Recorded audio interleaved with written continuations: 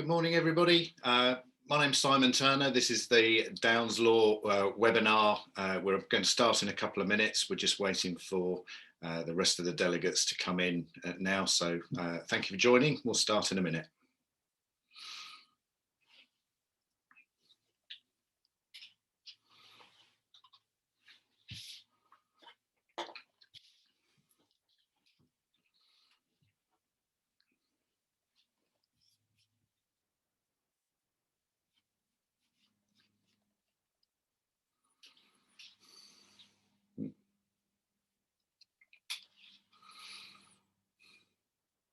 Give it one more minute while the rest of the delegates come in, and then we'll get started.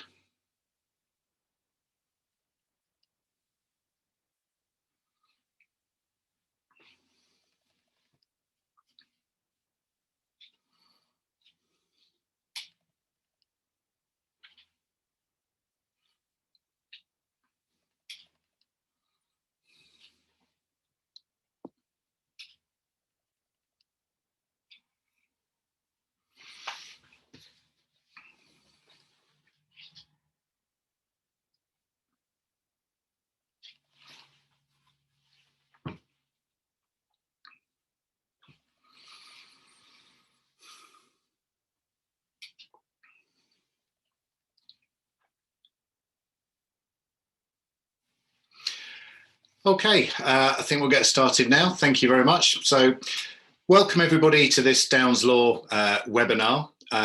Just a little bit of housekeeping first. We are recording this webinar so that it can be shared with others after the event. So we'll share that link with everybody afterwards, along with the slides if anyone wants to have a copy of those. Everybody's cameras are off and they're muted for the duration of this presentation. I'm going to talk for about 30 to 40 minutes probably on some of the issues that we've got to talk about today, and then we'll open it up for questions at the end. So if you do have any questions for me, happy to answer those at the end. Please put them in the chat, and then we'll look at them once we've got through the slides. So today's presentation is titled Redefining Profitability, How Better Driver Management Can Strengthen Your Firm's Future.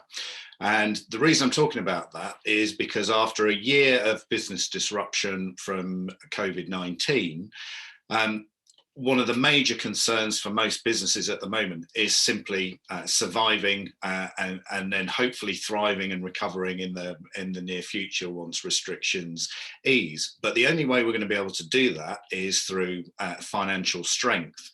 Now, what many people don't realize is if you have a fleet of vehicles and people who drive those for work, whether it's van drivers, service engineers, or people driving company cars, many people don't realize the impact that can have on your bottom line. And actually that impact is controlled by how you manage the legal compliance of the activities in order to manage that manage those drivers effectively. So a little bit about myself. I'm Simon Turner. I'm the campaign manager for Driving for Better Business, which is a government-backed Highways England programme to raise awareness of the need to manage what we call work-related road risk effectively, and to share the benefits that companies can achieve by doing that well. And I'll talk you through some of the ways we do that shortly. I'm also chairman for the Association for Road Risk Management, which is a professional membership association for individuals involved in managing work-related road risk. And I also sit on the Parliamentary Advisory Council for Transport Safety, and as part of that role, I sit on their Road User Behaviour Working Party, where we look at many of the issues that I'm going to talk about today. So what are we going to cover? First thing, what actually is work-related road risk? Then we're going to look at how failure to manage that can actually increase the risk of quite significant reputational damage, and how not managing it really impacts your profitability.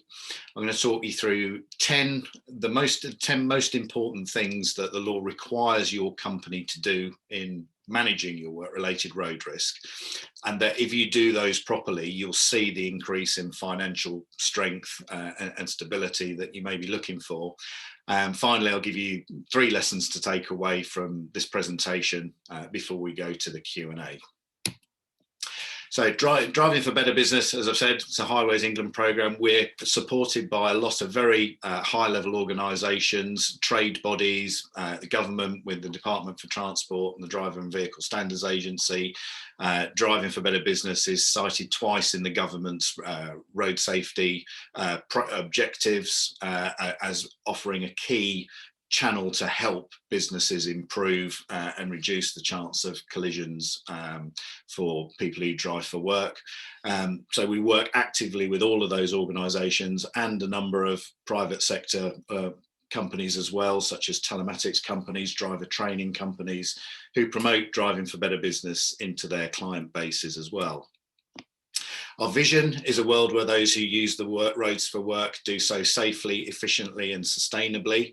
And that was worded very specifically so as not to try and put all the responsibility onto drivers, which can be a common misconception. It's not just the drivers. What we're talking about here is a shared responsibility between how drivers behave and how they represent your business, but also employers have a responsibility to put the right levels of quality management in place in order to manage them compliantly and efficiently. So just to look at work-related road risk, what work-related road risk means is essentially it's the chance that one of your staff could have an accident on the road while driving on behalf of your business. And it happens more than you think. According to Department for Transport figures, their official road casualties statistics, there were over 38,000 people killed or injured whilst driving for work. That's not all incidents, that's just those people who are driving for work. And the cost of that to UK PLC is some £2.7 billion in lost productivity, and it equates to about 150 collisions per day. But those are just killed or injured. Many of those incidents, the injuries aren't reported, and many of those incidents as well don't actually have an injury. There are probably many hundreds of thousands, if not millions of injuries, collisions every year where the outcome is simply damage to vehicles or property, again, causing significant disruption and cost to the business. So just to give you an idea of what the odds are on this, winning the National Lottery, I think when it first came out, there were 49 balls and the odds of winning the lottery were 1 in 14 million. They've added more balls since, so the odds of winning the National Lottery now are 1 in 45 million winning the jackpot on a Saturday night. And yet every week, many millions of people think it might be them, despite those odds. Yeah, the chance of being involved in a work-related injury while driving for work, and this doesn't mean necessarily being injured yourself, because actually the vast majority of injuries involving someone driving for work are a vulnerable road user, either a pedestrian or a cyclist or a motorcyclist who've been hit by someone who was driving for work. That might be a van delivery driver or a company car driver. So the chances of being involved in one of those incidents while you're driving for work is literally just 1 in 500. Yet week in, week out, millions of people think it won't be them. So hopefully that gives you a slightly different perspective on the chances of it happening. Now, directors have responsibilities in 3 areas for managing work-related road risks. The first is obviously legal. There are dozens of pieces of legislation almost that cover this, from the Health and Safety at Work Act to even just the highway code and drivers' responsibility to follow that highway code. But with the Health and Safety at Work legislation, you're basically legally required to do a risk assessment of all your business activities, and that includes any that involve driving for work, and whether or not they have the potential to either harm the employee or whether they have the potential to cause harm or injury to anyone else using the roads as well. So as directors, you have legal responsibilities to assess what those risks might be and to put in place policies and procedures that will mitigate those risks as far as reasonably practicable. We have a moral responsibility for our own drivers' safety and well-being. None of us, I'm sure, want any of our staff to find themselves in a position where they don't go home at the end of the day in the same condition they arrived at work. We want them to be safe and to be as effective as possible while they're working. And ultimately, happy staff are effective staff. So, it's the right thing to do to manage the drivers properly. And the third aspect is the financial aspect. So, drivers and vehicles who aren't managed properly can really significantly impact your bottom line with inefficiencies, uncontrolled costs, staff absence, costs in the business that actually you wouldn't realise were related directly to how you manage your drivers. If you don't get it right, one of the most serious risks is reputational risk. Whenever I talk to fleet managers, especially those with branded vehicles, this is one of the key sort of horrors that they imagine could ever happen to them. Now, this incident was a few years ago. It happened right in front of Manchester Piccadilly railway station, right in the centre of Manchester. And on seeing that image, my first thought was that some lunatic in a Porsche had been driving too fast, not been able to stop and gone under the van. But the vehicle on the left is actually an executive hire firm. So they were transporting people from the station away to a meeting. And two of the people in that taxi were facing backwards and said that it was actually the van that was at fault and came careering out of nowhere over the top of the Porsche and into the back of the taxi. Now, that was clearly, if that was true, which it appeared to be, was the van driver's fault. But the poor owners of that business, which is Barbican Delicatessen, they found themselves within an hour and a half of that incident happening. It happened at about 8:30 in the morning, I think, in morning rush hour. Within an hour and a half of that, they were on the Manchester Evening News's website with that picture and a full story with eyewitness accounts of what the van driver had done.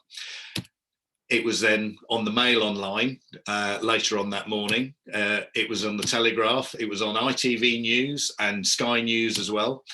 And it was all over social media as people walking past were sharing pictures of the incident on Twitter and LinkedIn and Facebook and everything. So, by lunchtime, everybody knew who Barbican Deli was and that their drivers might need some awareness training. So I think that is probably one of the greatest fears of many fleet managers, and so hopefully what I'm going to show you now can help you manage this area of your business in a way that won't get you in a similar position. So, as I say, we've been living in very uncertain terms over the last year. COVID has caused a lot of disruption.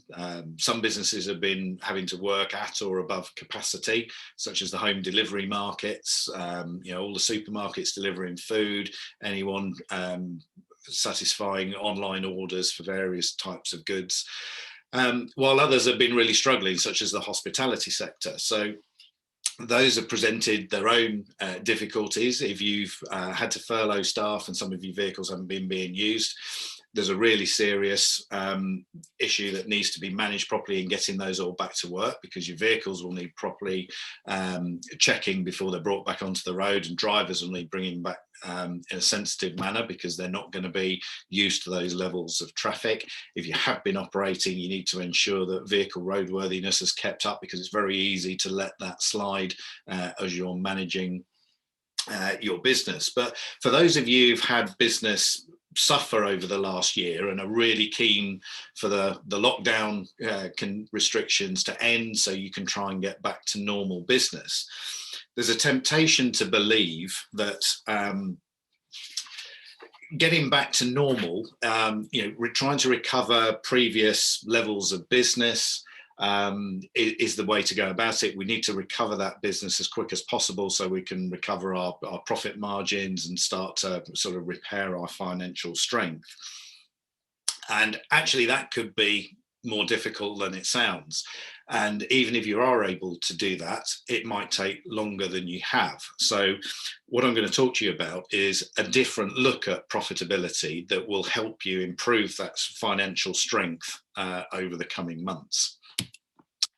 And that is through the business benefits and the financial aspects of your responsibility, which can hopefully give you a different view on where you can improve your financial strength. So, many businesses still have this traditional view of profitability, which is that increased sales plus decrease the cost of sales equals improved profitability. If you can recover the sales, or maybe haggle over the cost of supplies and materials, that's how you improve your profitability. And it's one way. The second is to reduce overheads, but you have limited scope with that because you're effectively looking to haggle over the prices of what you're paying, whether it be rent or insurances, whatever it might be. And quite often they're just viewed as the cost of doing business and not something you can do that much about.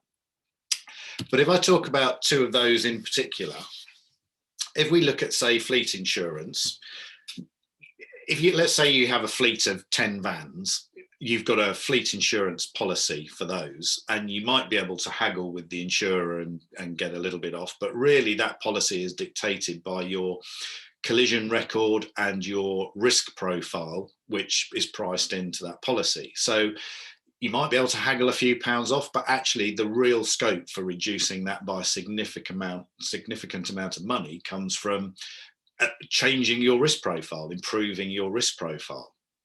And that comes from better management of the drivers.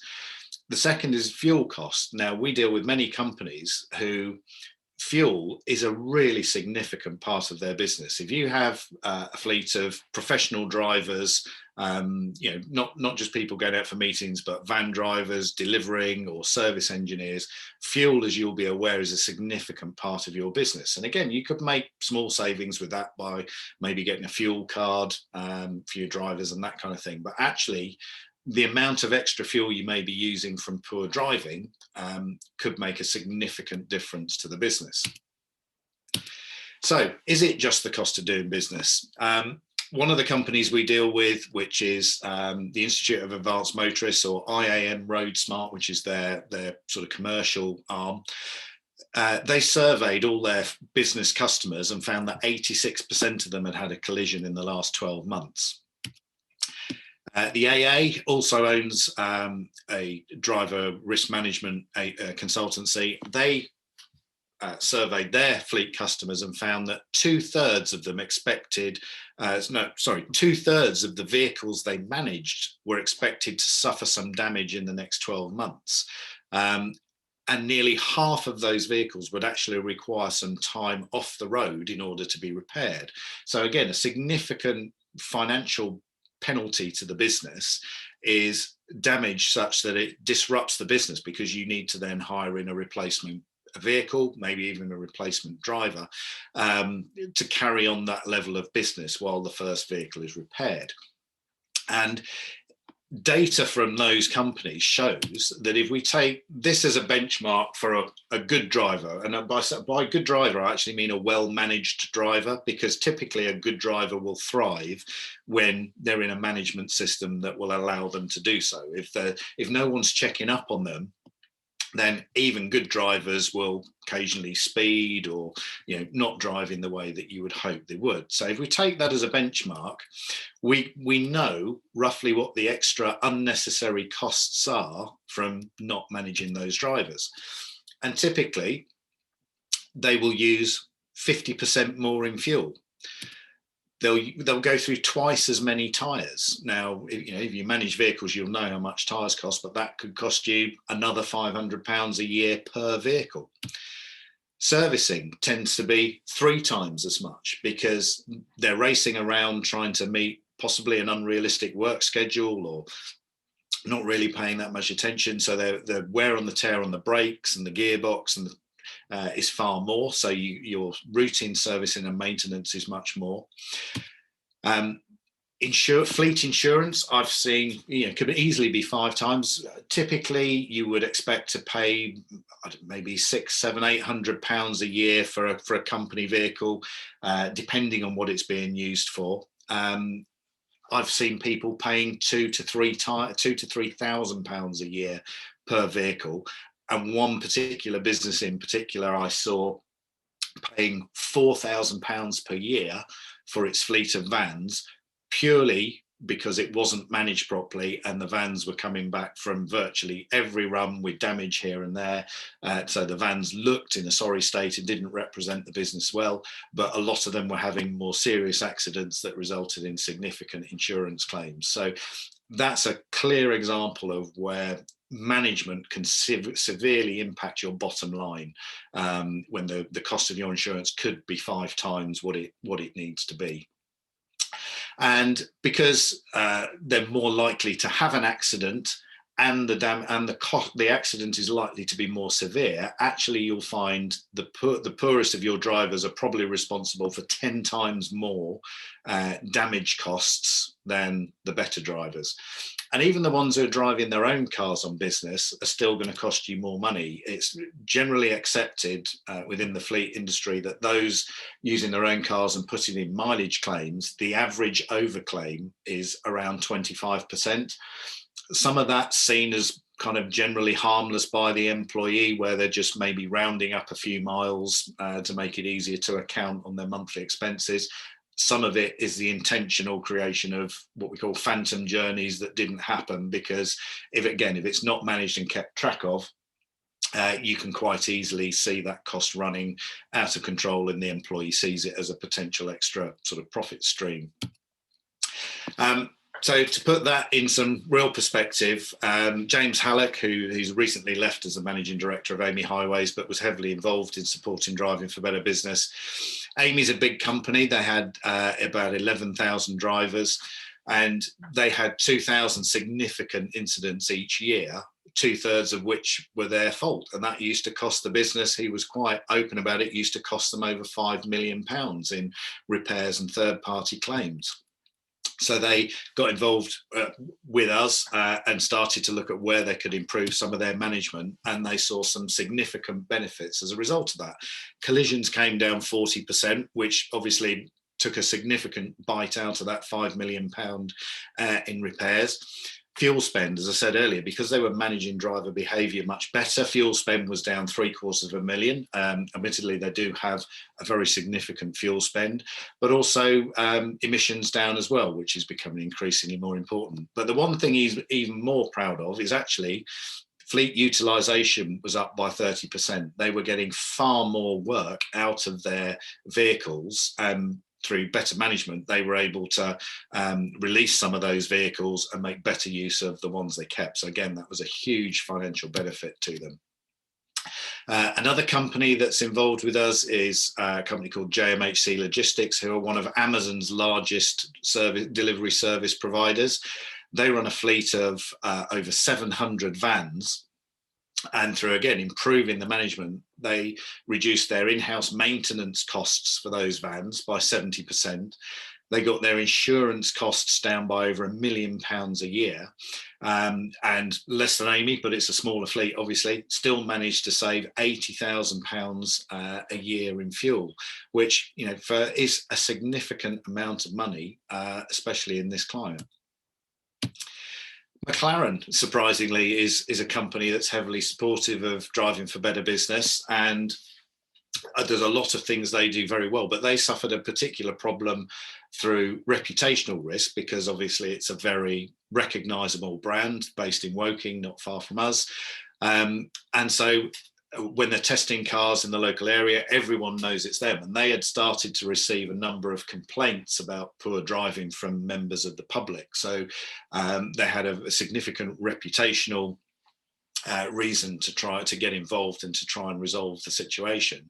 And they successfully did so through a very successful program of driver engagement and bringing in new policies. But key to it was actually listening to the staff. So they had a very wide range of risks that the management knew they couldn't understand fully themselves. So actually they ran workshops for representatives from all areas of the business who drove for work to tell them what the risks were and how they thought those risks could be managed. And so what they came out with was a set of policies and procedures that all members of staff bought into immediately, and they were able to see some really quick results. So, fleet insurance claims were down by more than half over a period of 3 years. The fleet insurance was down significantly, with the promise of further reductions to come because of the reduction in risk profile. And they actually successfully completely eradicated all complaints from the public about their driving. They reported those quarterly, and at the time we did this case study, they'd had 2 full quarters of no complaints at all from quite a significant quantity 18 months earlier. And the last one, obviously, those are kind of all well-known names. This is a much smaller business. Hertfordshire Independent Living Services provide mobile social care to local councils, and they own their fleet. They owned a fleet of around 65 small cars, which their staff drove around in, and they were suffering significant cost and disruption to the business from having those vehicles damaged and in some cases off the road while they're repaired. They put in a very simple, we call them telematics systems, but it was kind of an in-vehicle coaching system. So it flashed a series of red, yellow or green lights depending on how the driver was behaving. So it allowed them to modify their own behaviour without getting called out for it. And only if there was persistent reports of poor driving did it get reported back to their managers. And that resulted in a reduction of speeding incidents of 80%. Their collisions nearly halved, and their fleet insurance again down a quarter with more promise. Now, on a fleet of 65 vehicles, their premium, I don't know the exact amount, but I imagine that wasn't far shy of £100,000 a year. So again, a £25,000, £26,000 saving potentially in fleet insurance every year, with more to come, makes a significant contribution to the financial strength of the business. And there were huge other benefits as well. So one of the consequences of less damages to the vehicles is because they own the vehicles. They were worth more when they decided to replace, part exchange them in for new vehicles. I think there were some that were leased, but those were coming back with less penalty charges at the end. So there were savings all round with these. And also what you tend to find with this is that because you're managing the drivers better, they feel more valued, they feel a much more important part of the business, they behave better, and they don't leave because they appreciate being valued. So actually, I've seen many companies save huge amounts of money in recruitment and induction costs because better management in this area significantly reduced their staff churn. So raising standards across industry. Now, in addition to the financial and the business benefits that you get, what companies are increasingly starting to find is that if you don't manage this properly from a legal perspective and you don't comply with various bits of health and safety legislation, it's going to become increasingly difficult to win work, certainly from larger companies and possibly the public sector, and going forward, possibly in any sector. So Driving for Better Business is a programme run by Highways England. Highways England have now written it into all their contracts that if you want to win work from Highways England, you have to demonstrate that you meet the legal requirements for managing work-related road risk. If you're a big contractor, so Amy was a company that I showed you a case study of earlier. Amy was actually the first company to win work with Highways England under these new contracts, and it was about 6 months after they'd joined Driving for Better Business, and they could prove they managed not just their own road risk to the required standard, but also that of their supply chain, because they have a number of contractors, subcontractors working for them, building and designing bits of the road, maintaining it. They have a duty of care to manage that road risk down through their supply chain. They have to ensure that there are policies and procedures in place to ensure their subcontractors also have those policies and procedures in place. So, if you don't manage this properly, you are not wanted for work on the Highways England road network. Similarly, in the rail industry, we're working quite closely with the Rail Safety and Standards Board now on a similar programme, which is going to be called a Rail Industry Charter. What that's going to require is any business working in the rail industry will be required to sign up to the charter and prove that they manage their work-related road risk to a legally compliant standard, or they will not be allowed to work in the rail sector.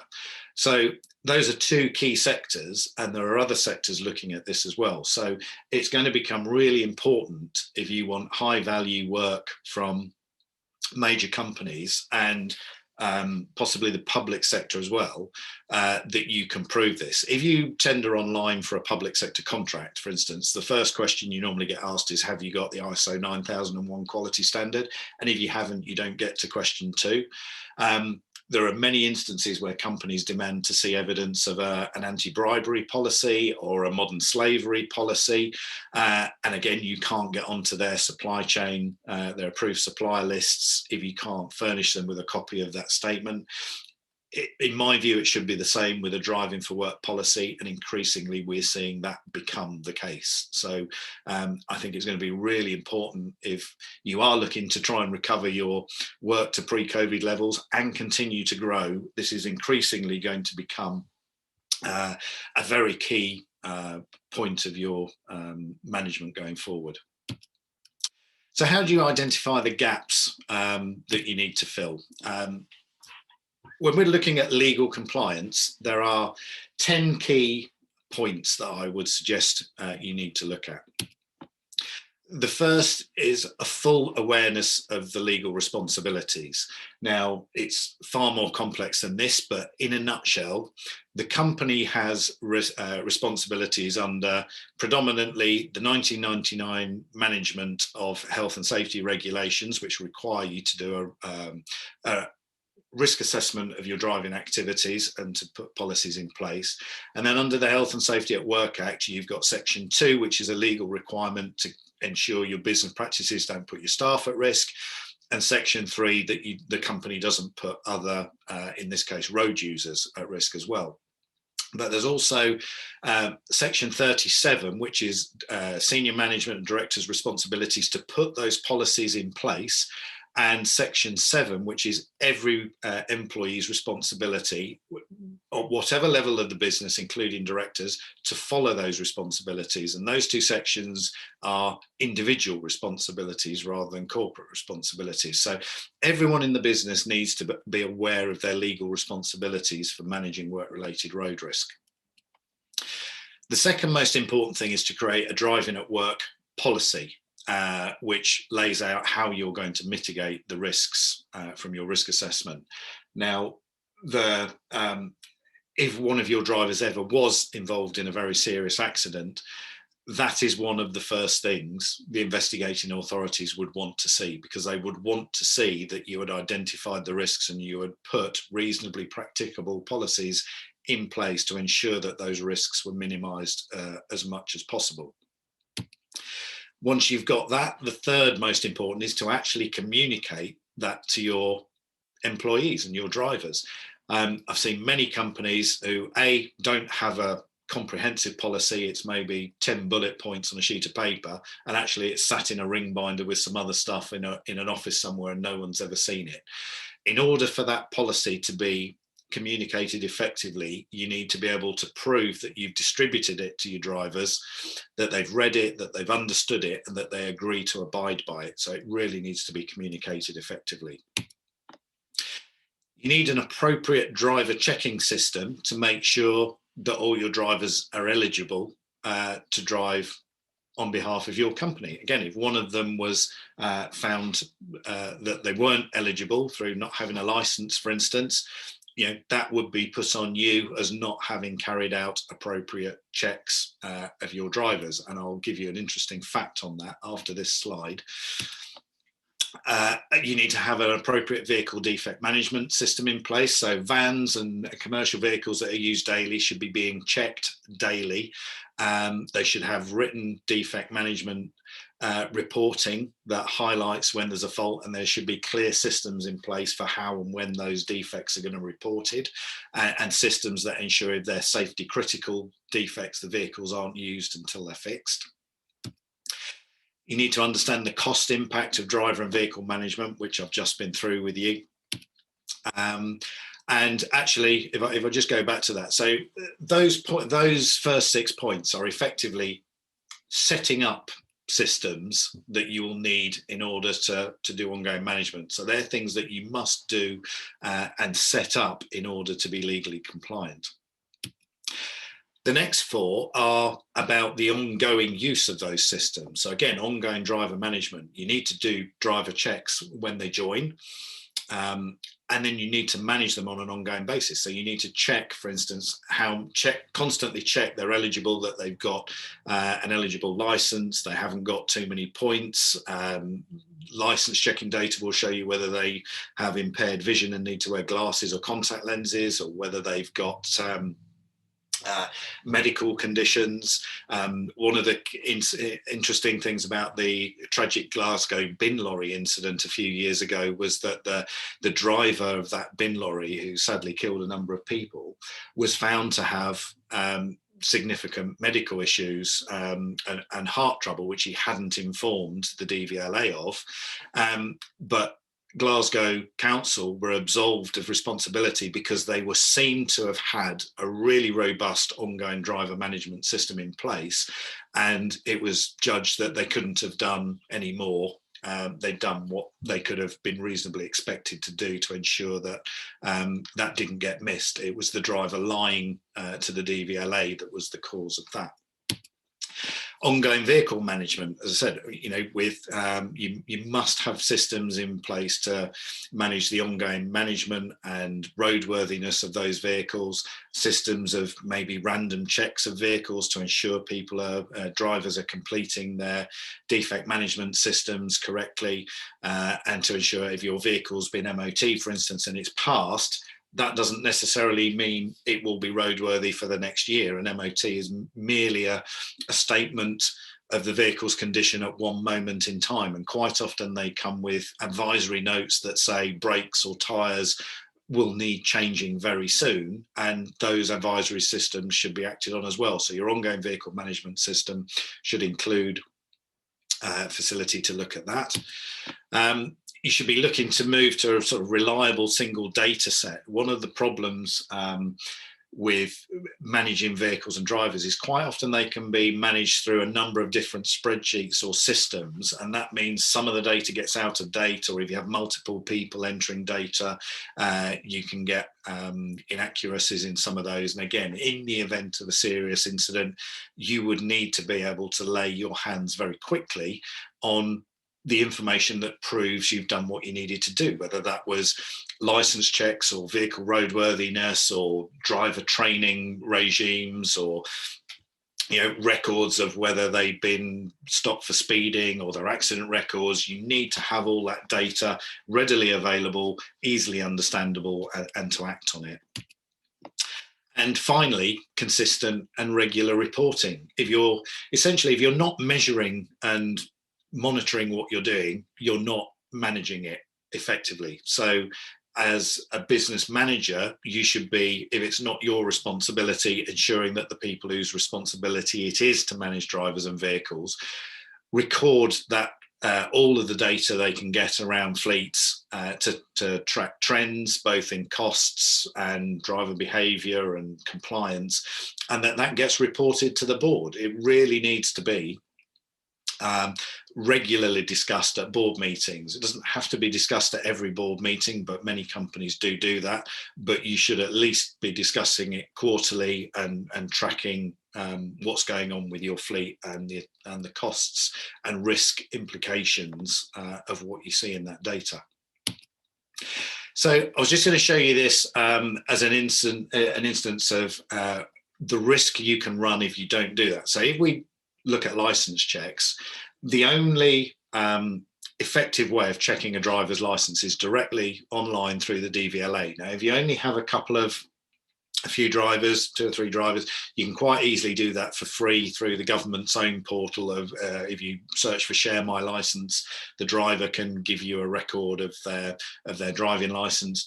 Larger companies tend to set up accounts with outside suppliers who will manage that as an automated system online to ensure that they're clear, their drivers are checked before they're actually inducted and start the job. So it'd be a pre-employment check, and then they'll check them regularly, and the frequency will depend on how many points they've got. But just to give you an idea of where you could end up with this, this is to do with the record number of points on a driver's license and being able to keep your license, because the standard rule is that at 12 points, penalty points on your license, you lose your license.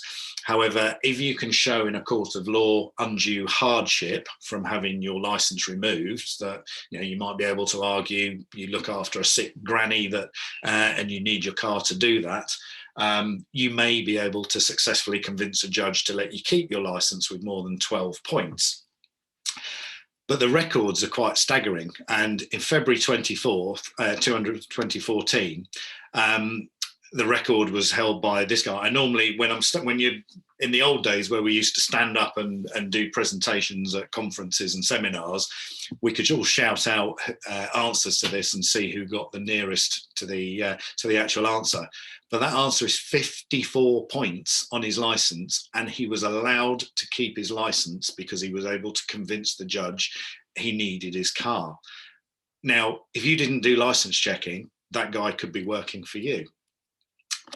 Now, that record was beaten in 2017 by a guy who had 62 penalty points on his license, yet was still able to drive. And the reason he was able to drive, because he convinced the judge he needed to be able to drive for work. And he was looking for work as a mobile tyre fitter. So he was basically asking a company to give him a van that was probably £40,000, including equipment inside, for him to then go and drive around the countryside, helping people out and changing tyres. So a company not checking licenses, he was coming looking for a job, driving for work with 62 penalty points on his license. You don't want to be the company that hires someone like that. So Driving for Better Business has a number of tools to help you do this. These are all free.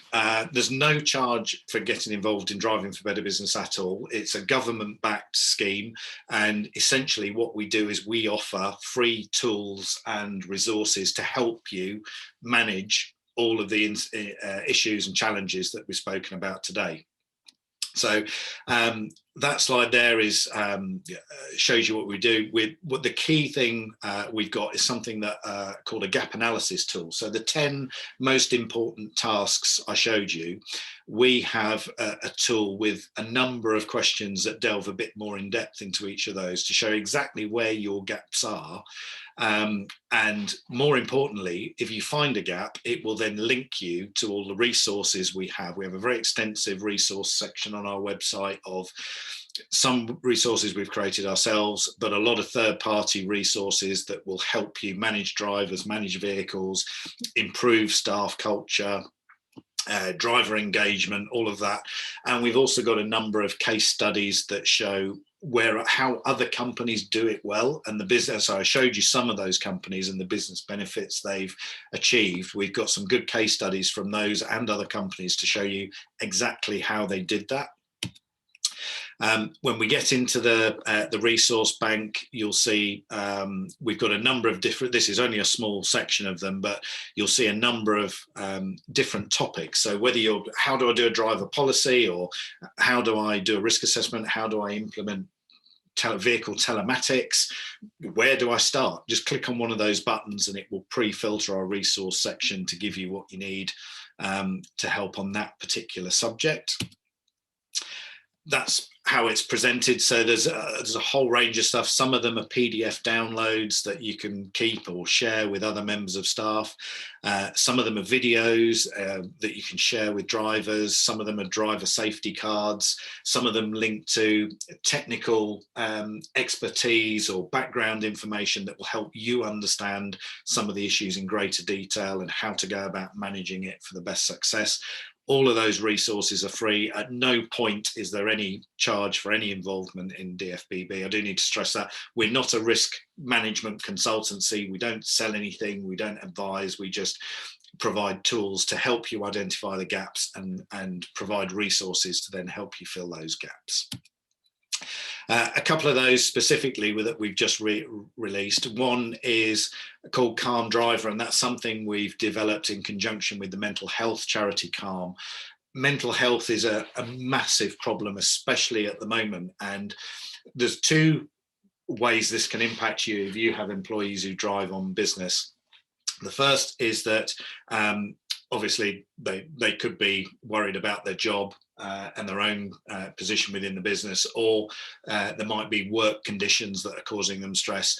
But increasingly, actually, a lot of them, they might have a very nice time at work, but increasingly a lot of them are very worried about family and friends, might not be sleeping. So mental health is a key challenge for many companies. So this is a free kit that you can put in your van with stickers and information leaflets, so your drivers have somewhere to turn. And the Van Driver Toolkit is a series of 35 resources to help educate your drivers. So it's all very well me saying you need to do this and you need to get your drivers behaving in this way and teaching them about, ensuring that they meet the standards you're requiring. We've put a kit together of 35 resources that you can share with your drivers to help reinforce the key points around each of those. And if you visit either of those URLs, you can register and get both of those packs for free. What's the secret? So this is basically the last slide, and it's 3 lessons that I'd like you to take away from today's presentation. The first is don't just blame the drivers, engage them to fully understand the risks. I explained how McLaren have done that. Ask them. You probably don't understand many of the risks they face or many of the working conditions that might cause them to sometimes break the rules. So get them engaged, and so you fully understand what they experience during the day.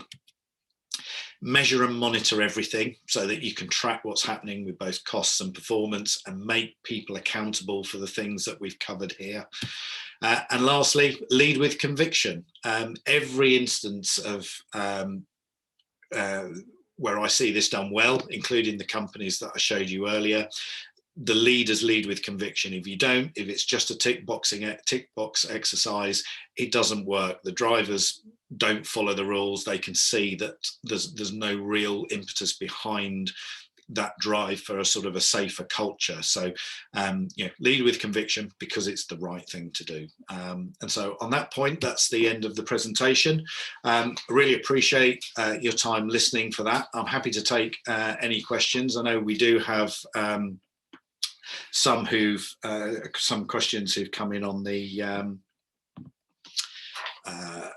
chat section. So the first one is, do you require a driving at work policy, or can it be tagged onto your health and safety policy as a compliance note? I would say a compliance note isn't a strong enough part of that. You need a proper policy for driving at work. However, I would also say it doesn't necessarily need to be a standalone policy. Actually, the best ones are where they're built into the company's overall health and safety policy.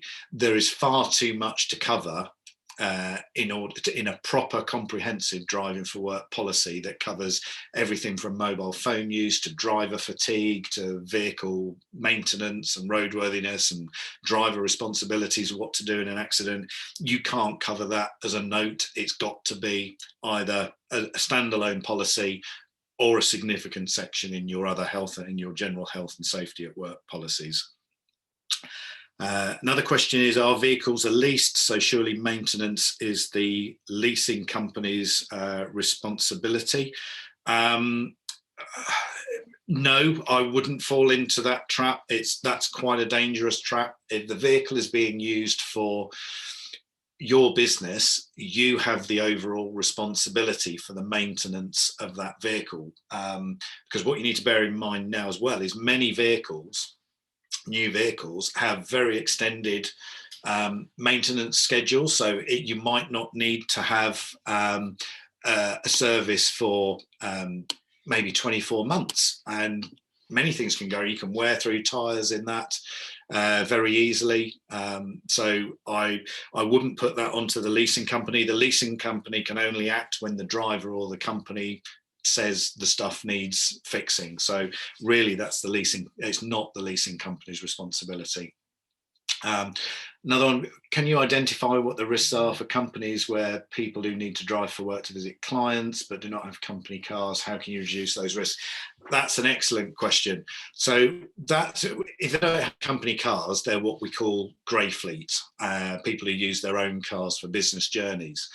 And there are a number of common problems with this.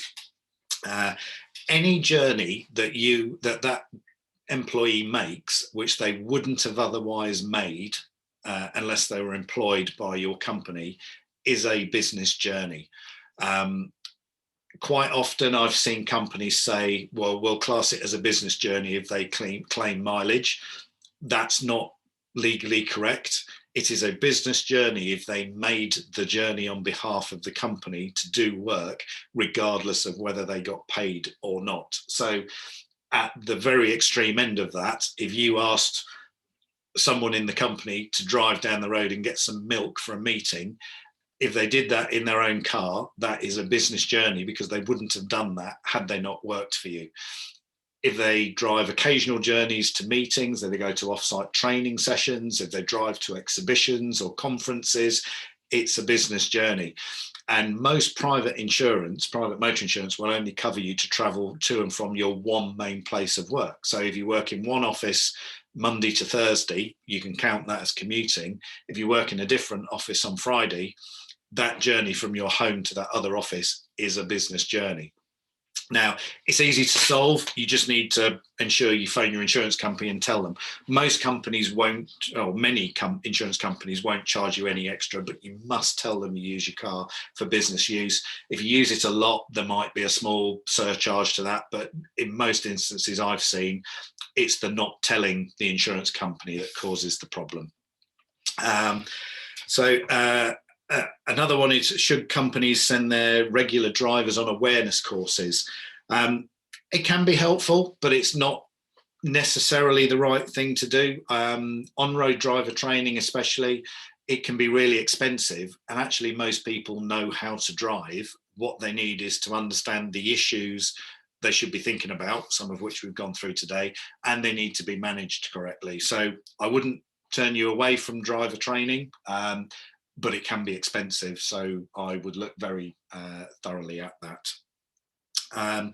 And that's it, I think. There's another question there, but it's about grey fleet as well. So hopefully I've covered that. Oh, is the employer at risk if the employee does not have insurance for business use? Yes, they are, but it would depend on the circumstances. I would say if one of your drivers, one of your employees was driving their own car to a meeting and had a crash, serious crash, serious enough to get investigated, the fact that they didn't have business insurance would mean the investigators could come and look at the company and say, well, why didn't you check that person had business insurance? They've told us they were driving on your behalf, and you haven't checked that they were eligible to do so. So the answer is you may not get pulled up on it, but there's a risk that you could be investigated. And if they realise you haven't made those checks, are they likely to then ask, well, what other checks haven't you done? Have you given them a policy? Would start looking at your record keeping systems. So, and obviously the more serious the incident, the more likely they are to do that. So I would say, yes, the employer is at risk if you don't do that. And you're perfectly entitled as well to say to the employee, I need to see your insurance because I have a legal obligation to meet in order to ensure you're eligible for work. Now, one of the bits of guidance I've seen in this is that as an employee, you have that absolute right to ask for it. The employee doesn't have to provide you with that insurance certificate, but if that was the case, you would then be perfectly entitled to them to say, well, in which case, I'm sorry, I can't allow you to drive for work. I might have to reassign you somewhere else in the company. You'd have to take specific employee employment law advice on that. But that's an argument I've heard deployed when businesses have had that argument with their employees. So you're entitled to ask for it, and you're legally bound to really ensure that that is in place before the employee drives on business. So on that note, I've got no more questions there. I really appreciate your time sitting through that, listening to what I've had to say, and thank you all for your questions as well. As I said at the start, the presentation has been recorded, so it'll be going up on the Downs Law website, I think, and a link shared with everyone here and others as well. So thank you again for your time. Thank you.